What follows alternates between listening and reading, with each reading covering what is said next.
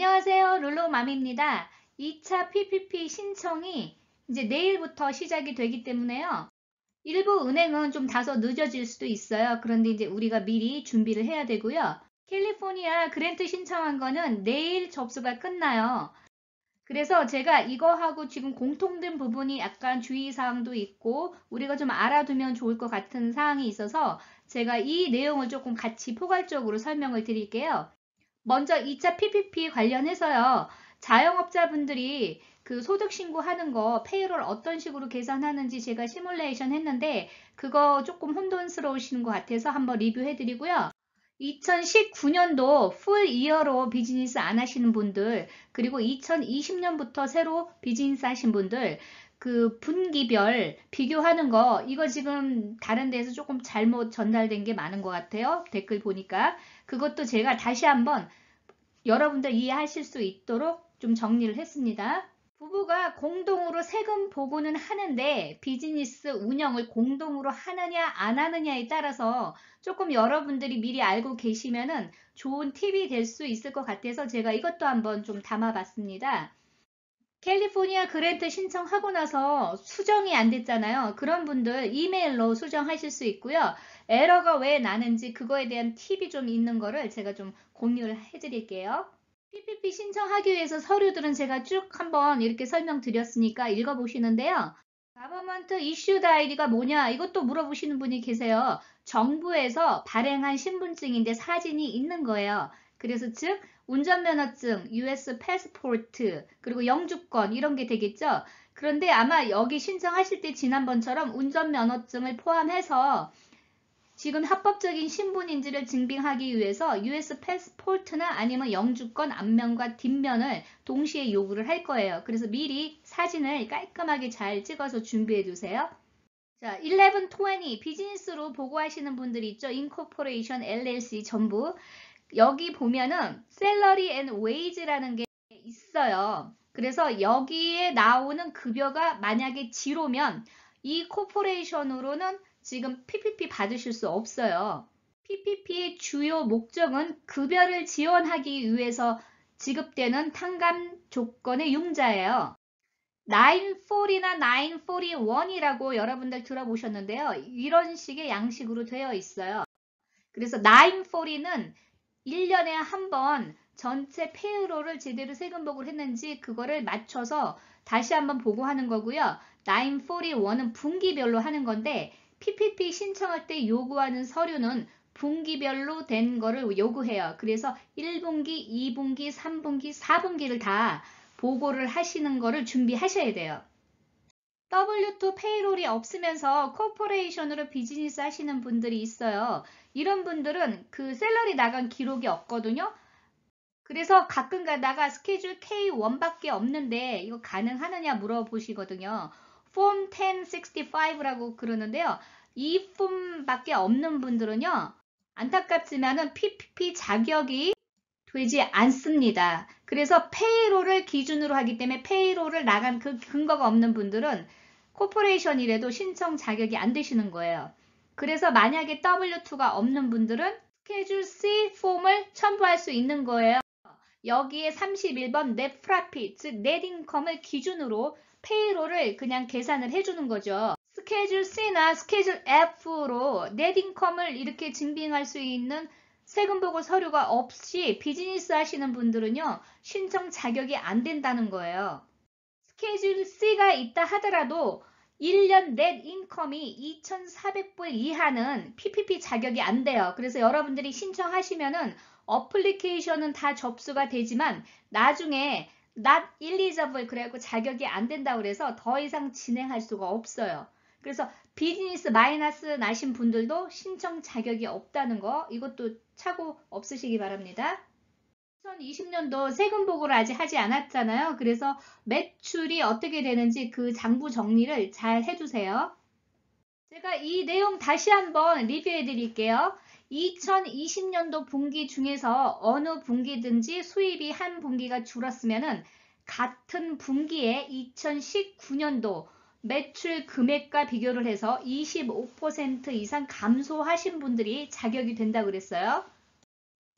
자, 요거 표는 이해하셨죠? 그래서 2020년도에 100% 수입이 어느 분기든지 2019년도 분기 중에서 75% 수입을 넘지 않는 그 분기는 자격이 되기 때문에 요 비교표를 보시고 계산 응용하시면 돼요. 이거는 제가 이전 동영상에서 조금 자세히 설명했으니까 참고하시고요.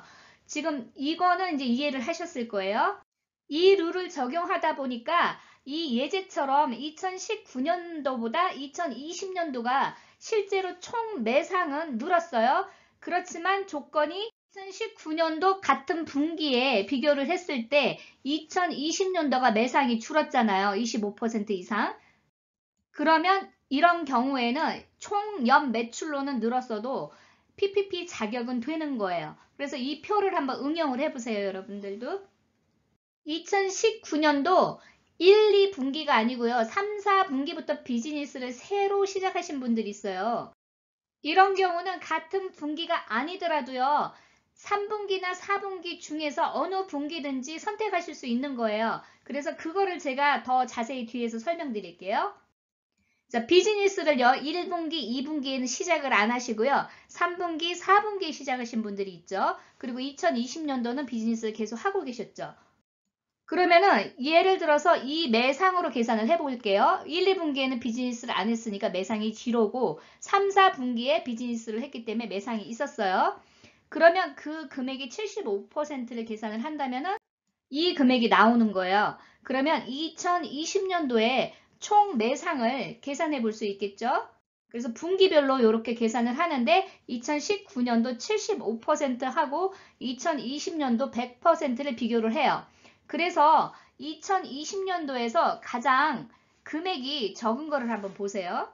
예를 들어 5,000불이 적죠? 이 5,000불이 3분기나 4분기보다 적을 경우에는 자격이 되는 겁니다. 하지만 PPP를 계산해주는 그 계산법은 조금 달라요. 그래서 그 룰을 적용하다 보면은 그냥 같은 분기를 비교하는 그 금액보다는 조금 적게 나올 수도 있어요. 이거는 은행에서 정확하게 가이드라인이 나오면은요. 제가 그 계산법도 이렇게 시뮬레이션으로 한번 알려드릴게요. 2020년도 애니 분기에 가장 소득이 줄었을 때 기준이니까 5,000불로 기준을 해볼게요. 2019년도 3분기, 4분기 중에서 금액이 2020년도 비교할 금액보다 적은 금액이 어느 분기죠? 이런 경우에는 4분기가 더 2019년도가 많기 때문에 4분기를 채택하는 거예요. 그래서 그 서류에 적으실 때는 4쿼터 2019년 vs second quarter 2020년 이렇게 쓰시는 거예요. 서류에. 대신 이게 반대로 3분기가 오히려 수입이 더 많았고요. 4분기가 수입이 적을 경우에는요. 3분기를 적으시는 거예요. 그래서 3쿼터 2019년 그리고 2쿼터 2020년 이렇게 서류에 적으시는 거예요. 이것도 마찬가지로 PPP 자격은 있지만은 PPP 그 책정해주는 기준 금액이요. 그냥 같은 분기로 비교하는 거하고 조금 레귤레이션이 달라요. 그래서 요거는 정확하게 가이드라인이 나와야 제가 여러분들한테 계산을 정확하게 시뮬레이션을 보여드릴 수가 있어요. 그것도 추가로 제가 다시 한번 올려드릴게요. 2019년도에는 비즈니스를 하지 않으셨고요. 2020년도부터 비즈니스 하신 분들은 날짜 어떻게 계산하는지는 제가 미리 올려드린 동영상 참고하시면 되고요. 2020년도에 1분기의 매출을 대비해서 2분기, 3분기, 4분기 중에서 비교를 하는 거예요. 그래서 이것도 제가 표로 보여드리면은요. 이렇게 2019년도에는 풀 이어가 비즈니스 하지 않았죠? 그런데 2020년도에는 풀 비즈니스를 했어요. 그러면은 이럴 경우에는요. 1분기를 기준으로 2, 3, 4분기를 비교한다고 그랬어요. 이것도 계산표로 보면은요. 예를 들어서 2020년도 100% 매출을 기준으로요. 75%를 계산하면은 금액이 나오잖아요. 그럼 비교를 어떻게 하느냐면은 2020년도 데이터를 기준으로 75%, 100%를 어떻게 계산하냐면은 1쿼터에 100% 매출 금액하고요. 2, 3, 4분기에 75% 금액을 비교를 하는 거예요. 그래서 이 예제를 보면은 4분기로 비교했을 때가 수입이 줄어들었기 때문에 2020년 4분기 vs 2020년 1분기 이렇게 적으셔야 되는 거예요. 같은 분기로 비교하는 PPP 계산하는 방법하고 조금 다르게 금액이 나올 거예요. 이것도. EIDL 받으신 분들 제가 이거 이전 동영상에서 설명드렸죠. 이자율 계산. 전에 EIDL이요 조금 늦게 나왔단 말이에요. 그래서 PPP를 미리 받으신 분들은 EIDL 이자가 비싼 거를 그냥 받으셨어요. 그런데 중요한 거를 제가 좀 놓친 것 같아요. PPP와 EIDL 이자율은 다른 거 아시죠? PPP는 1%, EIDL은 3.75%. 이번에 리파이낸스 할 때 포함이 될 것 같아요. 왜냐면 1차하고 규정이 거의 비슷하기 때문에. 그래서 이 리파이낸스라는 거는 뭐냐면 기존에 받으셨던 EIDL 융자를 상환하기 위해서 PPP를 통해서 그 돈을 더 받아서 그 금액을 상환하는 거예요. 그래서 어떤 방법으로 하는지는 가이드라인이 나오면 제가 한번 시뮬레이션을 같이 해볼게요.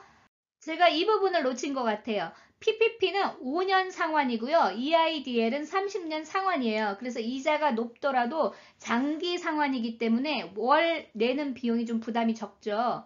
그래서 EIDL 예를 들어 10,000불을 받은 거를 만약에 PPP로 리파이낸스 할 때 어떻게 되느냐면 원금만 계산을 해볼게요. 각각 10,000불로 한번 시뮬레이션을 해볼게요. PPP는 5년이고 EIDL은 30년이에요. 그래서 PPP는 총 60개월이고요. EIDL은 총 360개월로 나눠서 원금을 갚는 거예요. 이 계산이 나오는 거예요. 원금 플러스 이자가 되겠죠. 장점은 이자가 훨씬 저렴하다는 거고요. 단점은 5년 상환으로 바뀌다 보니까 월 갚아야 되는 원금이 훨씬 많다는 거예요. 그래서 부담이 더 될 수도 있어요. 이걸 많이 받으신 분들은. 그래서 여러분들이 이 계산을 한번 응용을 하셔서요. 내가 그냥 EIDL로 리파이낸스를 해서 PPP로 받는 게 난지 그냥 이자가 좀 비싸도 30년 상환으로 쓰는 게 난지를 한번 곰곰이 생각해 보시고 결정하셨으면 좋겠습니다. 스케줄 C로 PPP 이번에 다시 신청하시는 분들 질문이 있으신데요. 1차 PPP도 받았고 POA 실업수당도 받았는데 2020년도 총 그로스 인컴으로 포함을 하느냐 이거 물어보세요. 의외로 조금 헷갈릴 수는 있겠더라고요. 텍스를 기준으로 하면은 PPP는 비과세고요. 실업수당은 과세예요. 하지만 2차 PPP 기준으로 할 때는 1차 PPP를 받으신 거, 실업수당 받으신 거를요. 인컴으로 포함하지 않아요. 순수하게 비즈니스를 통해서 수입이 발생된 거예요. 비즈니스를 통해서 발생된 총 매상만 계산하시면 돼요. 1차 PPP 신청 못하신 분들 지금 포털이 어제부터 열렸는데요. 이 사이트로 한번 들어가 보세요. 제가 동영상 밑에 사이트 링크 해드릴게요. 요런 화면이 뜨거든요. 그래서 여기 쭉 밑에 내려보시면은요. 이 화면이 나오는데 빨간 글씨 있는 것만 선택하시면 돼요. 거주하시는 주 정보 선택하시고 랜딩 타입은 비즈니스라고 그걸 선택하세요. 그리고 페이책 프로텍션 프로그램 요거 선택하시면 되고요. 그렇게 돼서 설치를 누르시면은요. 은행 리스트가 떠요. 그래서 여기에서 여러분들이 가까운 지역의 은행을요. 여기 플러스로 되어 있는 데를 눌러보시면은 연락처가 나오니까 되도록이면 전화로 한번 문의를 해보세요. 1차 PPP 접수 받는지 그래서 받는 곳이 있다 그러면은 거기에서 절차를 물어보시고 신청을 한번 해보시면 좋을 것 같아요. 그랜트도 그렇고 PPP도 마찬가지지만은 올해도 스몰 비즈니스에 대한 지원 정책들이 계속 나올 것 같아요. 그랜트 같은 거 특히 여기 리스트된 그런 기준들이 항상 포인트를 더 갖는 것 같아요. 그래서 우리 지금 여기에서 활용할 수 있는 게 기본적으로 소수민족이잖아요. 여러분들 미국 시민권자라도 한국 분들은 소수민족이에요. 아시안이니까. 그래서 그런 거는 우리가 일단 조건은 모두 갖췄는데 저소득층 지역에서 비즈니스 하시는 분들한테 더 혜택이 많이 가잖아요. 그거는 이전 동영상에서 어떻게 알아볼 수 있는지 맵 제가 설명드렸죠. 그거 참고해 주세요. 그런데 이런 지역에서 하지 않는 분들은 가장 지금 활용하기 좋은 게요. 여성 비즈니스 오너 같아요. 부부가 비즈니스를 공동으로 운영하시는 분들이요. 스케줄 C나 1120를 같이 보고 하시잖아요. 와이프하고 남편분이 계셔요. 그러면 이런 경우에 이 만약에 조건으로 한다면은 와이프가 더 비즈니스를 우선으로 하는 경우에 지원이 된다는 얘기하고 같거든요.